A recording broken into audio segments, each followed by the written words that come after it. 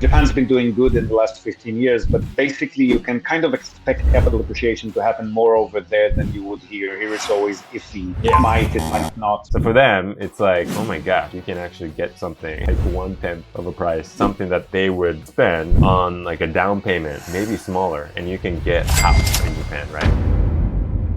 What's going on, everyone? So today I have an exciting episode. I just had a conversation with Ziv, who's the main person of Nippon Trading International. You probably know him because he's been in this business for much longer than I have. Basically, he's been doing what we've been doing all over Japan. Yeah, we got connected a few months ago and we finally had a chance to chat over Zoom. Yeah, I got to ask him questions, he got to ask me questions, and it kind of felt like, a little bit of a coaching call. He was kind of giving me some advice and I learned a lot from, how he operates and how he helps his clients. So hopefully, we can do a better job as well. So, if you're wondering about how our businesses work, this video is a must watch and I think you're going to enjoy it. Make sure you watch the whole thing to learn about how each of our businesses operates and how we're different.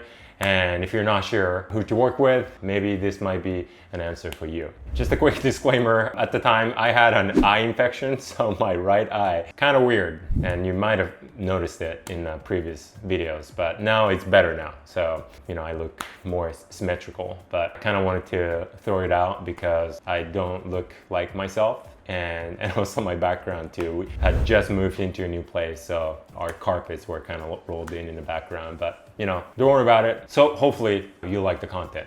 Enjoy the interview with Ziv. All right, Ziv-san. Yeah. I'm going to ask you so many questions about what you do, but the first thing that comes to mind, sorry, I'm starting off interviewing you. You can go ahead and interview. Oh, no, go for it.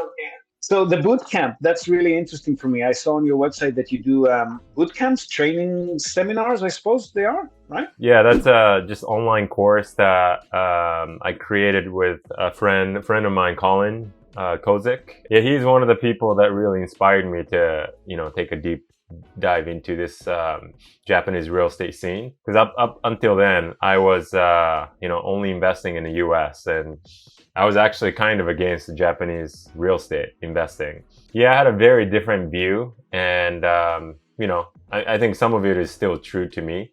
I just see it differently, and it can work for some people. And for me, it's more exciting because I'm here. I'm quite happy with the portfolio in the US, but it keeps getting harder and harder. But yeah, like Japanese real estate, I think I could learn a lot more since I'm here.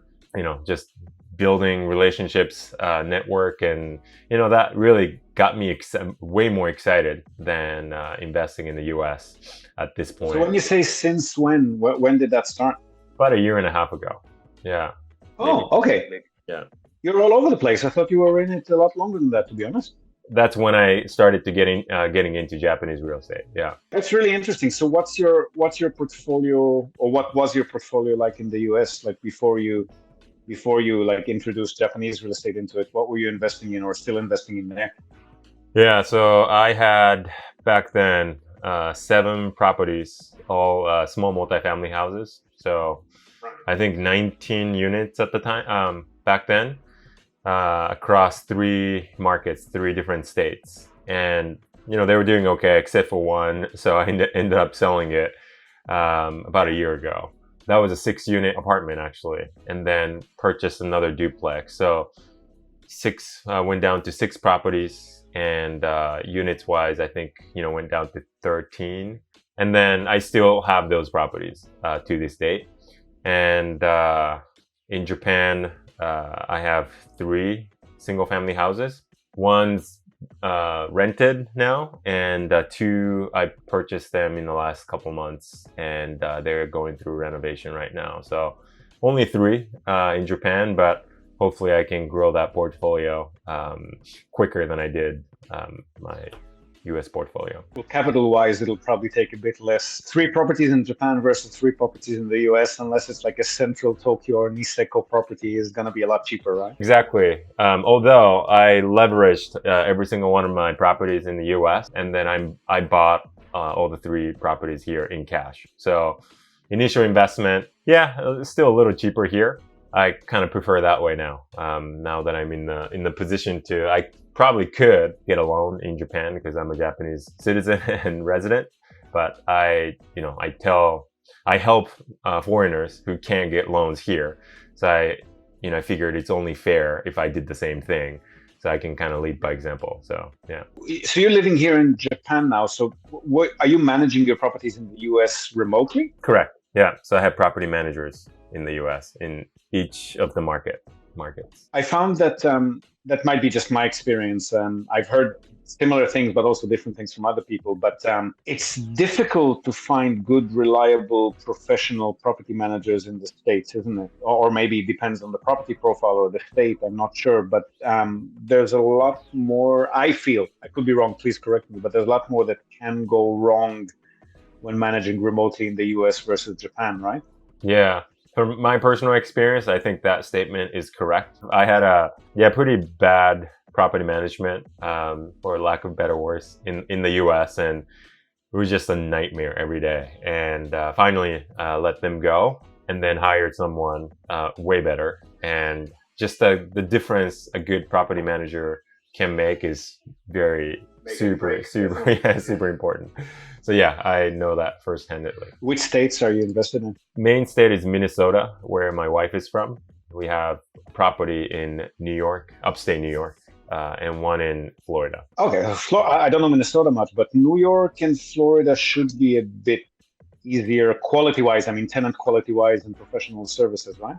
I mean, upstate New York. So this city called Syracuse, which is like, way cheaper than the rest of like the New York most people think, because New York City is like just a league on its own. But Syracuse is a lot more affordable.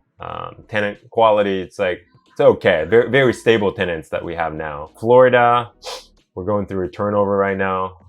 Actually, Minnesota portfolio is by far my favorite. It's been the team is great, cash flow, and also appreciate, it's very balanced. A lot of people don't give enough credit about the Midwest market, but I actually really like how it's performing, our portfolio there. So it's kind of, I guess, compared to Japan, at least. I mean, Japan's been doing good in the last 15 years, but basically you can kind of expect capital appreciation to happen more over there than you would here. Here it's always iffy. Yeah. It might not, right? Yeah, totally. So then what was, before you entered the Japanese market, what were those negative impressions of yours? Like, what were you thinking or still thinking that is less attractive here? So exactly what you said, appreciation, you can't really expect it. And until that point, I was like, what's the point if you can't build capital gains? Because that's how you build wealth, right? Tremendous wealth.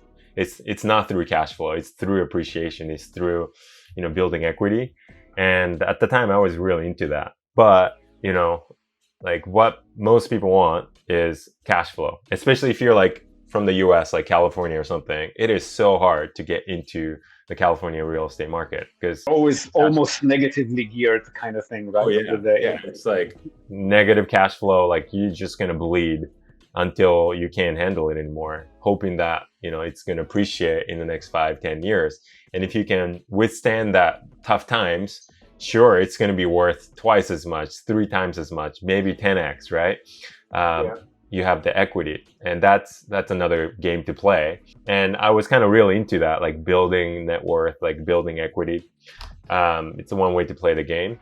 But Japan, I think it is. I hope and I think it'll continue to get better, the real estate market, because a lot of people are now paying attention.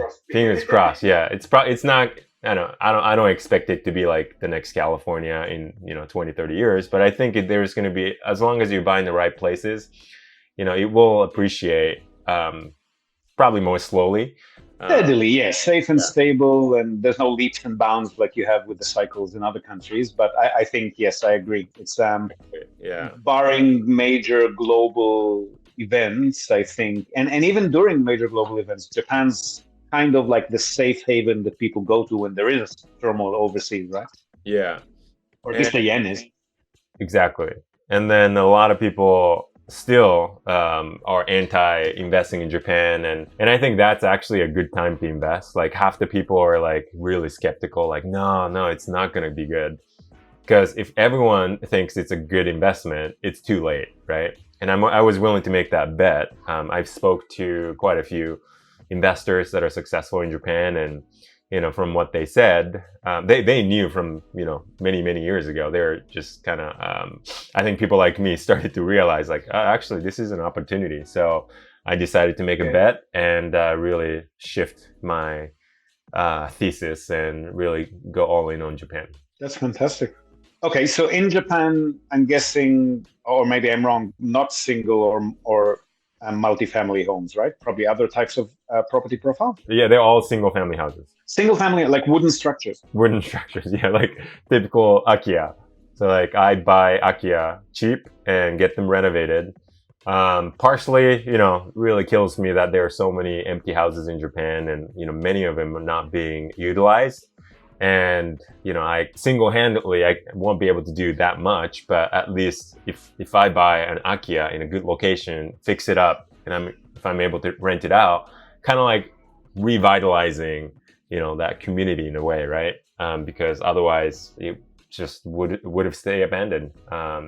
So that's kind of like the attractiveness of Akiya investing. I'm sure I'm gonna diversify and get into multifamily in the future. But right now, I enjoy what I'm doing and helping others do the same. So you fix them up yourself, or half yourself, like semi DIY or all DIY, or you find good cheap laborers? How do you do it? I wish I could be Anton, right? Like, cause he's so talented and he can, yeah, he can do it himself. I'm not gonna even pretend like I could do like 1/10 of what he does. No, I just hire people who know how to do it. In renovation, you can just spend a lot of money to make it good. So, I want to make sure that, we're staying cost conscious and, make it good enough to rent it out. So that's kind of like my game right now. And you started this about a year and a half ago, you said? The first property in Japan I bought last year in December, actually. So it's about 3 in the last, what is it, like 7-8 months? So the plan moving forward is you're going to keep focusing on these for the higher yield potential? Yeah, long-term tenants, so it's a 2-year lease. So that's kind of like what I know from my experience in investing in the US. So I just kind of wanted to get into it, doing what I know from another market, and then just get comfortable with this. And then eventually, I do think short-term rentals there's a tremendous opportunity in Japan, and I do want to get into it. But I didn't want to do them at the same time. I want to make sure that I have a solid base of doing this, and maybe eventually, maybe like a year from now, getting into like short-term rentals. Do more larger scale renovation. You got to be more strategic with picking the location. Kind of like what Tracy and Anton are doing. But I'm not quite there yet in terms of short-term rentals. So one step. So the first one you got in December last year, and then this year you got another 2. Yeah, last year 1, and I got 2 so far this year. Yeah. And similar profile, similar locations or other locations? Yeah, they're all in Yokohama, which is where I'm based. And I could, if I wanted to, I could visit on the same day. And I know this area well, better than other areas, so I wanted to kind of stick to what I know first. But I also visit Saitama, Chiba, just right outside of Tokyo. A lot cheaper than Tokyo, but they're still pretty accessible to Tokyo, and rental demand is relatively high. So those are the areas that I go after. And do you recommend, when you train people or consult to people as you do you recommend, like we for example recommend to people who are hands off, so they're not like you, they're not like Anton, they're not going to be sniffing around for good deal Akiyas and getting in contact with owners, and they don't have the local connections to renovation. So let's say they have everything they have to do remotely through someone like us or someone like yourself. So there's an added layer of payment there. do you recommend to them to go for the same kind of property profile that you're going for? Really up to them. Some clients, they they want something newer. They want something that's rebuildable. After like a certain year, like 1981, has the earthquake standard and whatnot. Some don't care. They care more about the returns. I share with them like what I do personally, but I also try to listen to what they want to do. But I'm pretty active on social media, so a lot of people that come to us, they usually have consumed a lot of the content that I put out, so they end up wanting to do something similar usually. And do you think that's feasible for? Do most of the clients in Japan or overseas, residents, non-residents? Yeah, so I get a lot of people reaching out from the U.S. Mostly the U.S. and out of the U.S. mostly California and maybe Hawaii. So where real estate is super expensive, right? So for them, it's like, oh my gosh, like you can actually get something with like 1/10 of a price or something like that. Something that they would spend on like a down payment, maybe smaller, and you can get a house, in Japan, right? Like outright. So that's seems to be the attractiveness of investing in Japan for a lot of those folks. And at least initially, I guess they have to be a bit more hands-on because, like you're saying, you're buying something slightly at least dilapidated, and then you're going through the motions of running through the renovation and screening tenants and so forth. So you're basically buying into a bit of a project at the start before it's smooth sailing after at least a few months, I guess. How long did it take you to find tenants? Like a couple months to renovate, and then about 3 months, to find a tenant. And for all of your other properties, what kind of tenant profiles did you end up getting? I'm just curious because we keep recommending different things to people because most of our clients are the type that want to be completely hands-off. The investors, at least. I mean, the holiday home shoppers are a totally different matter, but investors want to be hands-off. Yeah. So we always recommend to them, the smoothest, easiest, hands-off turnkey properties that you can get are either condo units or aparto, right? Like small building apartments with multi-unit blocks. So would you recommend the kind of deals that you run through? Would you recommend to people who want to be passive and hands-off? I tend to attract people that want to do what I do. So like get like a kind of like a distressed house and then get that renovated, because I find kind of like revitalizing like an unused house into something that you can use. And also that's how you add value, right? Like if done correctly, for sure, you wouldn't get to 11-12% with any of the properties that we're recommending to people. That just will not happen. Most people that I attract, I guess we attract, they're okay with that risk, and they find that very intriguing, right? It's like, this can turn into this, like, okay, let's do it. So it's labor of love. When we're going through it, there are ups and downs, right? It's like, oh, this, we found this, or like, it's taking a lot more than we thought in terms of like removing all the items that the previous owner left behind. So it's going to take a couple more weeks for this and all that stuff. But I think they actually enjoy the process of seeing the transformation, I guess. And it's good for your content too. It's sexy stuff, not like the concrete, not like the concrete cubes that we sell and these kind of talks. I don't have anything sexy to put on YouTube, but you and Anton are. So how did you end up getting into social media? You're very prolific there. Your YouTube channel is one of the most famous ones for Japanese real estate. How did you end up doing that? I studied media in college, so I always had this interest with traditional media. So I did TV, I did print journalism, and I spoke in front of the camera as a speaker as well. So I wanted to do something different, like podcasts. They're like podcasts. You can do like picture social media, but like doing videos, right? That's to me, like doing that kind of thing, like consistently. It takes a lot of work, but also not everyone is willing to do it. You know, like bravo on the production value. I'm very impressed looking at your video, comparing them to our videos. Like, wow, this guy puts a lot of work into that. Thank you, appreciate it. It's my team. All I do is just film and get the content to the editors, and they do a phenomenal job. Yeah, I just wanted to do something that most people are not willing to do, which is to talk in front of the camera.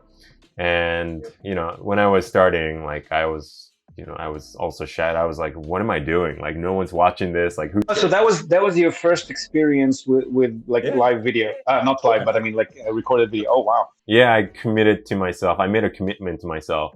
No matter how few views or how many subscribers I get, I will do this once a week for 1 year and see how it goes. And then 1 year turned into, it's almost 2 years now. November marks my 2-year anniversary since I became very serious about social media. Yeah, it's really incredible how far we've come. So good stuff. So plans for the future, you're saying, is to continue to expand on similar profile, eventually slightly slip into hospitality, Airbnb, Minpakus. Yeah, exactly. I mean, you've been in this game for longer, and I'm sure you have so much more experience, and you got so many people reaching out to you. Nothing hands-on like you, though. Everything we do through third parties. Like we utilize people like you. We don't do anything ourselves. I'm, building connections as well, so that we're not doing everything on our own. Like renovation, we can't do. Like we definitely work with companies that can do. The biggest goal is to build a sustainable business so that we can actually take in more clients. We're actually having to say no way more often than saying yes to the people that reach out to us, and I know we're missing opportunities, but we're just, to be honest, like our business is not at that level yet to scale. So I really want that's my I guess biggest goal. Like next step, I want to build so that we can serve more people better, faster. And in order to do that, I got to do more of what I do now, but also create a system, hire people. So it's kind of like becoming a business, and I do want to scale up.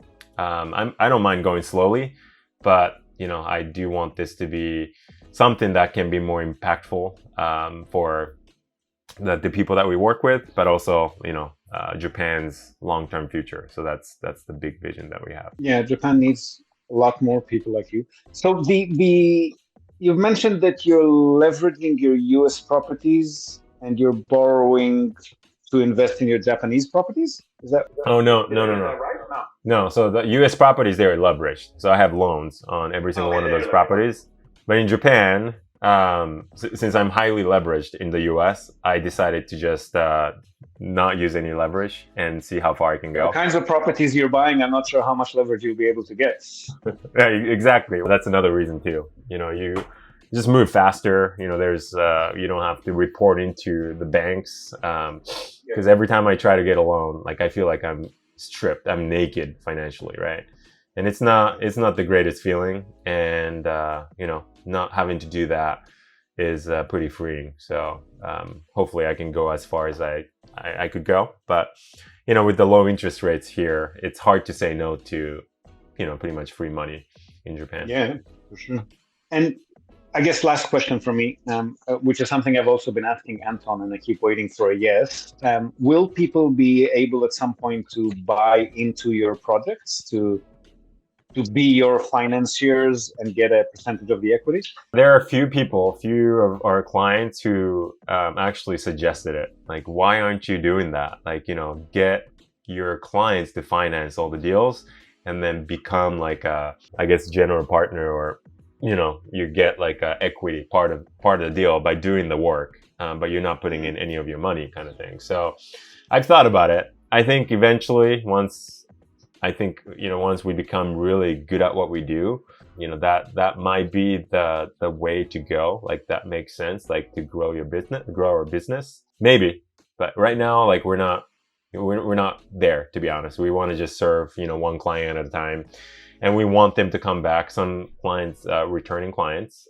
So that means they're happy, which is good. So, and then, yeah, if we run out of our own money, and if it only makes sense to get finance from other people, maybe, but probably not anytime soon. Okay. So when you say serve clients, they come to you and you help them buy and renovate and tenant properties. So you do for them what you're doing for yourself, basically, and you charge them a fee. How do your fees work, just for people who are interested? And this is what I want to ask you as well, but I'm happy to share what we do. So I'm not a licensed agent yet. I'm actually studying slowly. I thought about taking the test this year, but I don't think it's going to happen. But since we're not a licensed agent, or our positioning is more of a concierge or like consultant, kind of like an extension of our clients, right, who cannot be here. Proxy. That's Yeah, exactly proxy. Yeah. And we serve not just our clients, but we tremendously serve the agents that we work with, because without us, they can't really do the work directly. So we come in, not with foreigners, but they're obviously doing it with Japanese, right? Exactly, for foreigners, and they want business from foreigners. As a lot of that people, already sounds very different to what we're doing, because we always have to convince the agents that they'll never have to speak to the scary foreigners, and everything will be done through us. And it's very different, actually. So you deal directly. You create relationships with realtors who are interested in working with foreign clients. Yeah. First, we have returning agents as well. Like, they usually come back to us and like, okay, that was way easier than we thought. Like, can we do more of those again, right? I'm sure you have that, some of those as well. So we come. I have an educational background. I'm a licensed teacher. I'm a huge believer in education. So like, I want to kind of train and educate both parties, right? Like the clients and also the agents too, so that if they decide to work with us again, they know what we do. So that we kind of try not to like just tell everything, but like, here, this is what we do, and then these are the power of attorney documents that we use. Like, you can actually use it. Like, happy for you to use it next time. Yeah, exactly. No need for Jumikyo affidavits, right? So that hopefully we provide so much value that they're going to want to come back and work with us. And then the second time, it's much easier, because they have a base of how that was done. So that's what we try to do with every transaction. Okay, so do you charge them a commission? Do you only charge the buyers? We only charge the buyers. Yeah, so we don't charge the agents. Yeah. So how much would somebody who wants to use your services to do a purchase like that, a project like that, how much do you charge? Oh man, okay. Well, people who apply find out. But it depends on the level of the service. We got listeners, man. They might want to hit you up. Not as many as yours, but we do have some subscribers, and I'm sure they'd be interested. We definitely transformed over the past a year and a half. We started out, we wanted to make sure that we're doing it right, but now like our demand is so much higher than what we can supply. So we turned down a lot of people, and thus we were able to increase the price as well. So depending on the level of service that they want, so it doesn't matter how cheap or how expensive the property is, because the work that needs to get done is the same. Absolutely. So it's flat. So done. Probably actually more with cheaper properties, I would say. Yeah, exactly. Yeah, our service starts now at $10,000 US, actually, if it's vacation home, right? So from the viewings to contract day, to closing, to helping them with utilities and all that setup. And then if it's rental property, same thing, like from viewings to running the numbers. And a lot of people don't have the bank account in Japan, right? Because they're not resident. So just helping them with setting up. We usually ask administrative scrivener who can kind of act as like a receiver of the funds from property management, so that they can get paid out. Support with taxes and all that. Like we don't do like all of it, but we just recommend hey, like, this is the insurance agent that we work with, and we can help you facilitate the conversation. So like, just really connecting all those dots for an investor so that they feel they are set up. and many of them don't even come to Japan, but they complete everything. So in a way, they save a bunch of trips to Japan, especially those investors that.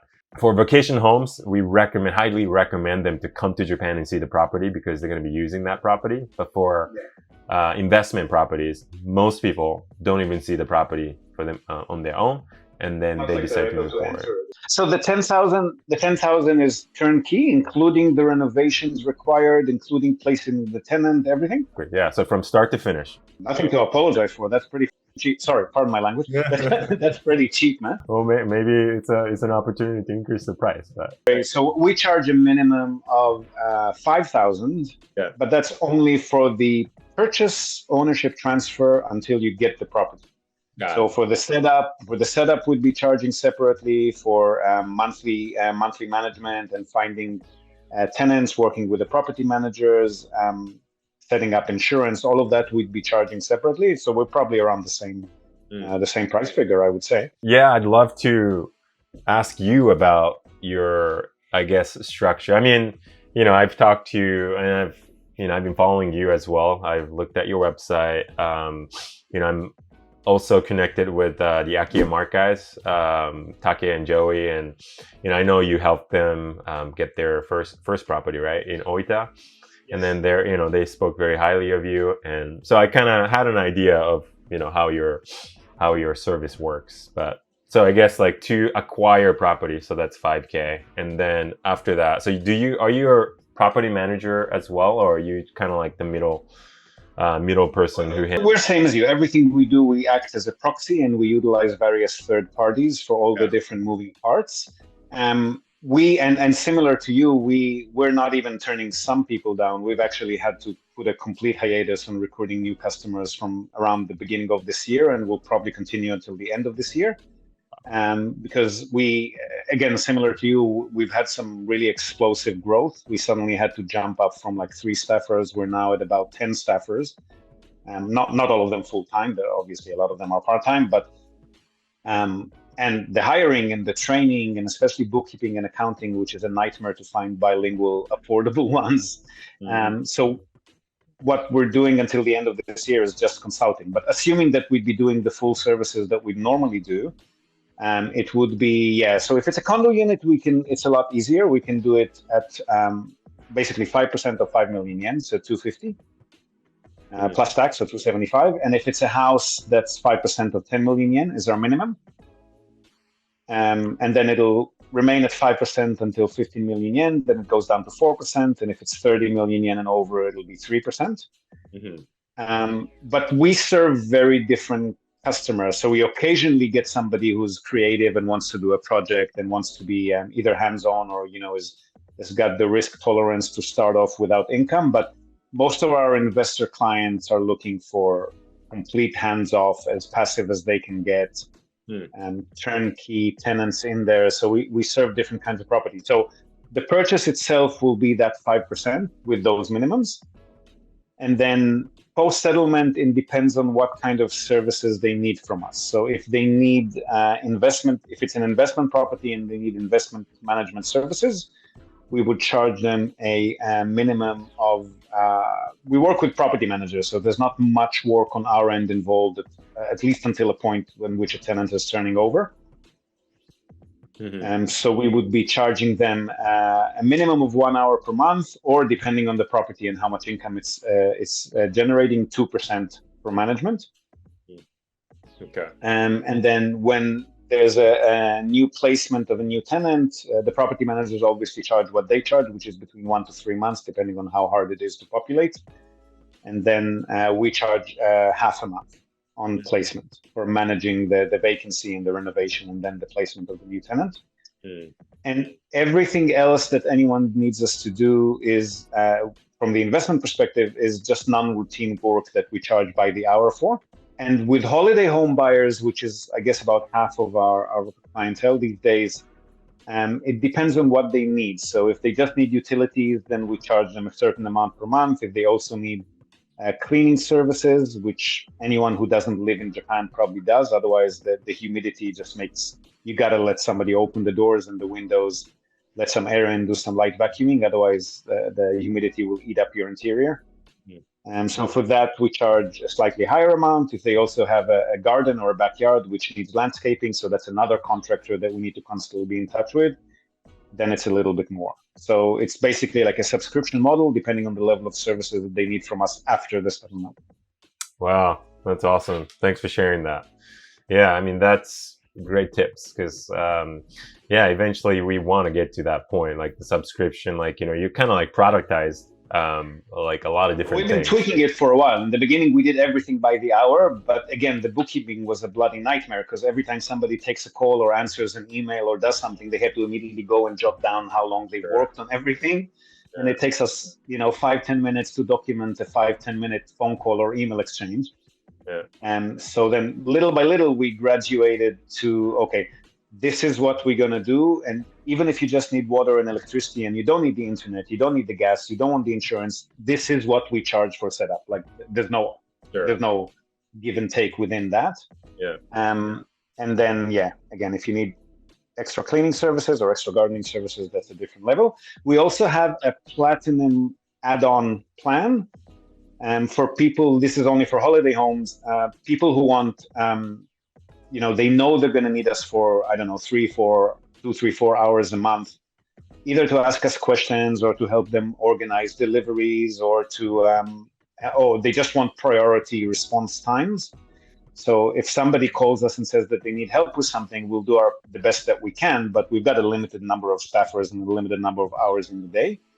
So for people who want the faster response time and want to know that they can definitely access us via phone call or email rather promptly every month, then we have another add-on, which is Platinum service. So everyone will get a response, but the Platinum guys will be prioritized. And you're based in Kyushu, right? Fukuoka? Right. Okay. And then do you serve like all over Japan or just like a Kyushu, like your area? All over Japan, because again, we don't do anything ourselves. We utilize third parties. So in each and every city and prefecture, we'll try to find the best professionals that we can work with. And a lot of our work, unfortunately, has to do with replacing property managers when they don't do such a good job. Similar as what you've been experiencing in the US, maybe not here yet, but it does happen in Japan too. I mean, they wouldn't cheat you or steal your money, but they're still more or less professional, right? Mm-hmm. So we'll always find the best ones, or if we see that we've got one that doesn't perform as well, then we'll replace them with better ones. And so from that perspective, we don't care what the property is. We work with people who know what they're doing in each and every location. And if you don't mind me asking, I want to ask you about like your, I guess, business, your team. So you said you had like 3 staffers. You went from 3 to like 10. Like, who were the original 3? Like, what were their roles, and which roles did you add? The original 2 were myself and Chikako, my partner, my wife and business partner, and she was handling everything on the Japanese side of the business, and I was handling everything on the foreigner side of the business. And the first staffer we had, and we stayed like that for about 3-4 years. We should have actually recruited far earlier, then we wouldn't have been in the jam that we're in now, but we only had like an office manager, an admin person who was doing everything, all of the paperwork, all of the emailing, not with customers or with agents on sales, but all of the nitty gritty little moving parts that have to do with management. And then now, I mean, it took a bit of time to get there, but now we've got one person who's still like kind of, it's not really a hierarchy, but the mama who knows everything that's happening in the office. Mm-hmm. And another person who's doing all of the paperwork, another person who's in charge of holiday home management, another person who's in charge of investment properties management, another person who's doing Zoom viewings with holiday home shoppers who are actually going out and looking at properties, or agents who are doing, and she does the interpretation for the viewings. Mm-hmm. One marketing lady who's handling all of the incoming emails and the initial inquiries before it actually turns into a sale, at which point she passes them on to me. Mm-hmm. And one social media guy. Mm-hmm. And a bookkeeper. Wow, nice. That's wonderful. It took some time to get there, and we should have started a lot earlier. So if I can give you any tip after a year and a half, the moment you feel like you might need to hire more people, hire more people. You definitely need them earlier than you think, always. Okay, that's a good Or one. maybe I should put it this way: as soon as you can afford them, hire them. Yeah, I just hired someone who can actually take care of a few of the clients. He was my client early on, like last year, so he knows like how I work ins and outs. So it was kind of natural. He just happened to be available and wants to do. So I'm very excited about this. But I have one full time, like helping with the administrative stuff. Two part-time, and they do my social media, like video editing. So, but yeah, I definitely, I'm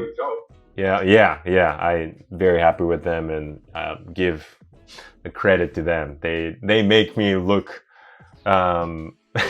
cooler than I actually am. So I really appreciate what they do. But No, actually, I'm enjoying this. You look, it's. I know that you weren't born into it, but you're a bit of a showman when you're doing your videos. This is like, I'm getting to see the real Shu now. This is a lot of fun, actually. yeah, I took a lot of courses. Like how to do YouTube, like get this set up, and like the hook and all that stuff. So I did a lot of that. So that's been helpful. But I also enjoy that piece of it. Content creation is something that I can't outsource. So I'm probably gonna continue doing it for a very, very long time. That's your brand. It's a big part of your brand, at least. Yeah. I mean, people that work with you probably know you on the more professional side, but most people who are aware of you are probably aware of that, right? That's your brand. Yeah. Eventually, I think, if I recruit, develop people in a successful way, that's probably the only thing that I'm going to be doing, which marketing, sales, and just branding, right? Because I think everything else that I do outside of that can't be done by someone else. So I don't know how long it's going to take, and I don't mind taking many years to get there, but that's my eventual goal. We'll see. You're clearly enjoying what you're doing, so who cares how long it takes? Yeah, exactly. I mean, that's the most important part. Like, the burnout is like the worst enemy that I have. Like, I want to just do this for a long time. So like, let's just keep going, right? Like, I'm not in a rush to get to somewhere next year or in 2 years. So yeah, that's exactly. Yeah. Good stuff, man. Well, thank you so much for your time. I think we should think about doing other things. Like if you have, well, you're just in Yokohama, but I would love to trail you if and when I happen to get there when you're actually looking at houses. I wouldn't mind trailing you and seeing how you actually do what you do. Not what you're showing the world, but when you're actually doing the work, when you're going out, when you're checking out the properties, when you're talking to the renovators. I'd love to be a fly on the wall once in a while. Oh yeah, I would love that. And also, same to you. Like, I'd love to learn more about, I guess, the business side of it too, because I mean, it's just talking to you and you sharing the different services that you have, and it obviously took you have many more years under your belt. So I'd love to learn that and see how you work with your team and work with clients. Hopefully I can get to go to Fukuoka sometime in the future, hopefully soon. Have you ever been to Fukuoka? Yeah, several times. Yeah. So my ancestors, both my father's and mother's side, they're from Kyushu, Saga-ken, actually. Oh, right. Okay. Yeah. So yeah, I'm by blood, Kyushu Danji. I grew up here though, but I really love Kyushu. It's probably one of my favorite islands in Japan. Yeah. Awesome. Hope to see you here, and definitely. We're in Tokyo. 6 October is probably, I don't know when we'll publish this, but that's going to be our next summit, our real estate summit. So Tracy, Anton, Emil, all the people that you probably already know about. It'd be great to have you too. Please don't be shy to join us. Wonderful. Well, thank you. Yeah. All right. We'll talk to you soon. Thanks for your time. No, thank you, Ziv. Very nice to meet you. And talk to you soon. Thank you. Bye. All right, everyone. Well, thanks for watching. I hope you enjoyed this episode. And if you want to find out more about Ziv and his company, I put the link below, Nippon Tradings International. If you want to find out more about our business and how we can help, I put the links below as well. I hope you enjoyed this episode. And if you did, make sure you watch this video next for more. And I will see you in the next one. Thanks for watching.